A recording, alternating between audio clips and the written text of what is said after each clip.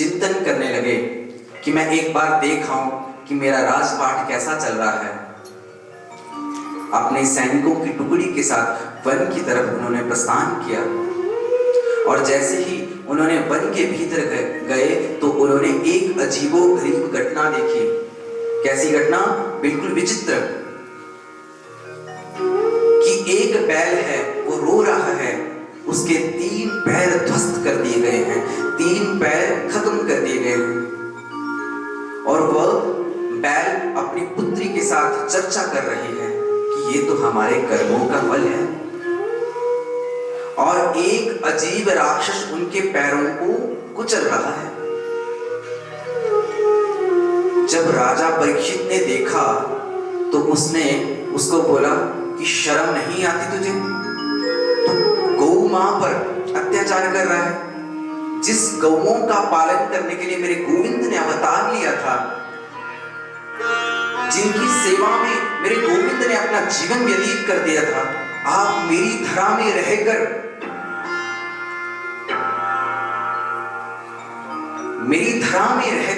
आप गौओं की इस तरह की स्थिति। मैंने कल गौदान का अर्थ बताया था ना। गौदान का अर्थ क्या है? हाँ, इंद्रियों का दान करना। गौ अर्थात इंद्रियां। गौ अर्थात, अब इंद्रियां क्या होती है? हाँ जी, हाँ, बहुत ये अच्छे श्रोता हैं। 3 प्रकार का श्रोता बताया था ना, श्रोता, श्रोता, सोता। अब आपको निश्चय करना है कि आप श्रोता हैं, श्रोता हैं या सोता हैं। इसलिए श्रोता बन के आना है। हमारी आंख, नाक, जो भी हमारी जिनके माध्यम से हम कार्य करते हैं वह इंद्रियां हैं। और इंद्रियों का दान किसको किया जाता है? जो इंद्रियों को संरक्षित रख सके। इंद्रियों को संरक्षित करने वाले कौन हैं? गोपाल।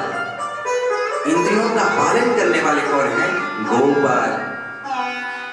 मेरे मधुसूदन, मेरे गोविंद ही हैं जो इंद्रियों का दान स्वीकार कर सकते हैं, इसलिए उन्हीं को गोपाल बोला है। जब इस प्रकार की स्थिति देखी परीक्षित जी महाराज ने, तब उन्होंने अपना खड्ग निकाला और कहा कि मैं तुझे अभी समाप्त कर देता हूं। और वह व्यक्ति कलयुग था। कलयुग की आयु कितनी है? 4,32,000। अब आप पूछेंगे कलयुग है क्या? यहाँ पे बहुत सारे बुजुर्ग भी बैठे हैं, बच्चे भी बैठे हैं। 5 वर्ष की आयु के बच्चे को कैंसर हो जाता है। वो क्या है? आज ही मैं आर्टिकल पढ़ रहा था कुछ समय पहले, आज की बात नहीं, बहुत समय की पहले की बात है। एक आर्टिकल था, सिविल में की तैयारी करता था मैं, तब जाकर मैंने एक आर्टिकल पढ़ा था। इंडोनेशिया एक ऐसा देश है जहां पर गर्भवती महिला के मांस की मांग की जाती है। उसके कच्चे भ्रूण को निकालकर उसका सेवन किया जाता है। अभी तक हमने सुना था कि मानव पशुओं को खा रहा है। अब वह दिन दूर नहीं कि जब मानव मानव को खाएगा, मानव मानव का भक्षण करेगा। ये कलयुग नहीं तो क्या है? 10 साल के बच्चे के बाल सफेद हो रहे हैं। ये कलयुग का प्रभाव है। हमारा जीवन धीरे धीरे खत्म होता जा रहा है। अपना सत्य, धर्म के 4 पैर थे, सत्य, दान, दया, पवित्रता, तीनों खत्म हो गई। अब केवल थोड़ा होता बचा है सत्य। अभी कलयुग ने केवल अपना अंगूठा रखा है। जिस दिन वो पूरा पैर रख लेगा तो भागवत महापुराण के अंतर्गत यह चीजें निर्दिष्ट की गई हैं कि आगे चलकर जीवन और भी विकृत हो जाएगा। मानव मानव को खाएगा। व्यक्ति की आयु 100 वर्ष से घटकर, सतयुग में आयु कितनी होती थी? 1 लाख वर्ष। कितनी? उसके बाद आया त्रेता युग। त्रेता युग में आयु कितनी थी? 1 जीरो हटा दीजिए, 10,000 वर्ष। फिर 1 जीरो हटा दीजिए, उसके बाद आयु बची 1000 वर्ष। कलयुग में 1 जीरो हटा दीजिए, 100 वर्ष। अब आप में से ये बोलेंगे 100 वर्ष में कौन जी रहा है? 100 वर्ष की भी अब किसी की वैलिडिटी ही नहीं है। अब तो कलयुग का इतना प्रभाव आ चुका है, 60, 65, 70, जो 80 जी रहा है वो सोच लो कि अच्छे ही कर्म किए हैं, कुछ खान पान अच्छा रहा होगा हमारा, नहीं तो आने वाली पीढ़ियां 50 वर्ष भी नहीं जी पाएंगे। तो ऐसी कलयुग की स्थिति, कलयुग की आयु बताई 4,32,000। उसके बाद उसको 2 गुना कर लीजिए, द्वापर युग की बताई 8,64,000। फिर उसको फिर 2 गुना कर लीजिए, त्रेता युग की बताई 16,000 कुछ, और सतयुग की आयु है 32 लाख कुछ। ये फॉर्मूला है, अगर आप कभी भूल जाए ना तो कलयुग की आयु याद रख लेना, 4,32,000। फिर उसको 2 गुना कर लेना, फिर उसको फिर 2 गुना कर लेना, फिर आप सतयुग की आयु में पहुंच जाएंगे। बोलिए राधे राधे। तब राजा परीक्षित ने देखा और उसने कहा कि मैं दुष्ट तेरा विनाश कर दूंगा। और कलयुग चरणों में आकर गिर पड़ा महाराज और कहने लगा, महाराज मैं जाता भी हूं, जहां भी जाता हूं आप धनुष लिए खड़े रहते हैं, मैं कैसे अपना जीवन व्यतीत करूं? मुझे भी इस धरा पर रहने का अधिकार है। तो राजा परीक्षित ने पूछा कि तुम में गुण क्या है जिससे मैं प्रभावित हो जाऊं? बोला, महाराज गुण तो कोई नहीं, दोष ही दोष है, लेकिन एक गुण है, यत् फलम नास्ति तपसा न योगे न समाधिना तत्फलम लभते सम्यक करोगेश्वर कीर्तनात्। आहा, परीक्षित जी महाराज प्रसन्न हो गए, आनंदमय हो गए। अरे यत् फलम नास्ति तपसा, कहते जो फल तप में नहीं, यत् फलम नास्ति तपसा न योगे न समाधिना, कहते जो फल योग में नहीं, समाधि में नहीं, तप में नहीं, वो फल कलयुग में किसमें है? कलोकेशव कीर्तनात्। और कलयुग में वो कीर्तन में है, इसलिए संकीर्तन करना चाहिए। कुछ माताएं कल मुझे मिली कथा के बाद, कहते प्यार जी कथा तो अच्छी हो रही है, पर थोड़ा सा ना नाचने का नहीं बन रहा। हमने कहा अब हम क्या करें? माताओं, ये श्रीमद् भागवत महापुराण है। जब सुखदेव जी महाराज ने परीक्षित को कथा सुनाई तो केवल भागवत में केवल नाम संकीर्तन की अनुमति है। हरे कृष्णा बोलिए, कृष्ण गोविंद बोलिए, लेकिन नचाने की कहीं व्यवस्था नहीं है। व्यवस्था है कहां पर? राम जन्म पर, कृष्ण जन्म पर, जहां जहां जो है हमें वही काम करना चाहिए। अब मैं धुंधुकारी जी बेचारे अपने जीवन के लिए रो रहे हैं, मैं उनके बीच कहां उनको नचा दूं आप लोगों को? धुंधुकारी जी बोले कि मुझे मुक्ति दिला दो, और माताएं बोलती मुझे नचा दो। मैं धुंधुकारी जी की सुनूं या आपकी सुनूं?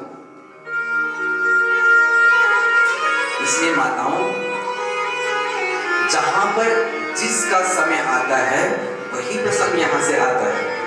इसलिए अपने मन को स्थिर कीजिए और गोविंद के नाम स्मरण में लगा दीजिए। तो परीक्षित जी महाराज बहुत प्रसन्न हुए कलयुग के गुणों से, कलयुग के गुणों को देखकर प्रभावित हुए और कहा, ठीक है, मैं 3 जगह देता हूं। वैश्य घर में जहां पे जुआ हो रहा हो, शराब मिल रही हो, वहां पर कलयुग का वास होगा। कलयुग ने बोला महाराज भाई ये कैसे सारे कमरे गंदे दे दिए? 4 कमरे का घर दिया आपने, तीनों कमरे गंदे के गंदे दे दिए, जुए वाली जगह दे दी, वैश्यवृत्ति दे दी, शराब की जगह दे दी। महाराज कुछ मुझे एक अच्छा साफ सुथरा कमरा तो दे दीजिए। तो परीक्षित जी महाराज ने कहा मैं तुम्हारे गुणों से प्रसन्न हूं, इसलिए तुम्हें मैं एक और कमरा देता हूं, उसका नाम है स्वर्ण। कलयुग में स्वर्ण में कलयुग का पूर्ण वास है, इसलिए जो हम ये डालते हैं स्वर्ण। अब आप पूछेंगे कि जो हमने सभी ने कान में, हाथों में, पैरों में जो स्वर्ण डाल रखा उसमें कलयुग का वास है? नहीं। जो आपके अच्छे कर्मों से की गई कमाई है उसमें कलयुग का वास नहीं है। जिस स्वर्ण को आपने अपनी इच्छा शक्ति से अर्जित किया है उसमें कलयुग का वास नहीं है। इसलिए गोविंद ने, भगवान परीक्षित ने, गोविंद ने गीता में लिखा है धातु नाम कांचनमस्मि स्वर्ण कांचनमस्मि, कि धातुओं में मैं स्वर्ण, विरोधाभास हो गया ना। परीक्षित जी महाराज ने स्वर्ण में वास दे दिया और भगवान कहते हैं कि धातुओं में स्वर्ण में। अगर भगवान धातुओं में स्वर्ण है तो कलयुग भी स्वर्ण में है। इसलिए पंडितों ने इसकी व्याख्या की है कि जो भी पाप से युक्त स्वर्ण होगा उसमें कलयुग का वास होगा। बोलिए राधे कृष्ण। अब राजा परीक्षित अपने महल की तरफ जाते हैं और देखते हैं कि हमारे दादा परदादाओं ने जो धन संपदा अर्जित किया उसको देखें। अब वो राजकोष भवन में चले गए। राजकोष भवन में जरासंध का मुकुट पड़ा था। किसका? हाँ, जरासंध, जिसने गोविंद को 17 बार युद्ध करने के लिए मजबूर किया।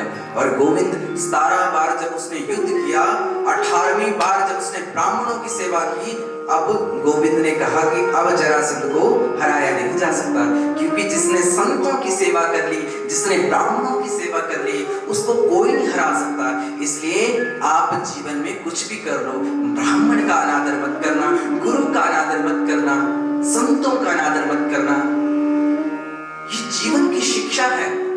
अगर आपने इस जीवन की शिक्षा को अपने दिल, जिगर, गुर्दे में नहीं उतारा तो आप नरकगामी हो जाएंगे। और जरासंध का मुकुट आज राजा परीक्षित ने अपने शिरोधार्य कर लिया और जंगल में आखेट करने चले। अब महाराज वृत्ति देखो, क्योंकि जरासंध ने 100 राजाओं को बलि देने के लिए अपने कारागृह में रखा हुआ था, इसलिए उसने जितनी भी कमाई की थी वो पाप की थी। अब कलयुग कहां पे वास कर रहा है? राजा परीक्षित के सिर पर। एक संत महात्मा को देखा, शमीक मुनि के आश्रम में पहुंचे। वहां पे उन्होंने कहा, हे संत, हे महात्मा, मुझे जल दीजिए। राजा परीक्षित ने 1 बार, 2 बार, 3 बार, अब महाराज को गहन समाधि में 3 बार उच्चारण किया, किंतु महात्मा ने आंख नहीं खोली।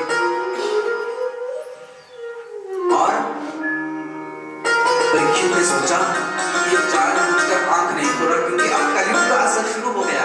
स्वर्ण डाला था ना जरासंध वाला, उस कलयुग का असर होना आरंभ हो गया। और उन्होंने क्या किया? उन्होंने चिंतन किया कि महाराज, मुझे लगता है ये पक्का ढोंगी पाखंडी है, इसलिए मैं इसको दंड देने के लिए इसके गले में मरा हुआ सांप डाल देता हूं। ये किस? और परीक्षित जी महाराज, जिन्होंने अपना जीवन ब्राह्मणों की सेवा में, संतों की सेवा में, गौओं की सेवा में लगा दिया, आज परीक्षित जी महाराज स्वयं आज संत महात्मा का निरादर करने जा रहे हैं। और उन्होंने सर्प को उठाया और शमीक मुनि के गले में स्थापित कर दिया और अपने राज्य की तरफ वापस चले गए। वहां पर उनके किसी शिष्य ने देखा कि राजा ने इस प्रकार का दुराग्रह किया है और जाते ही ओशपी नदी के तट पर उनके पुत्र श्रृंगी ऋषि वहां पर स्नान कर रहे थे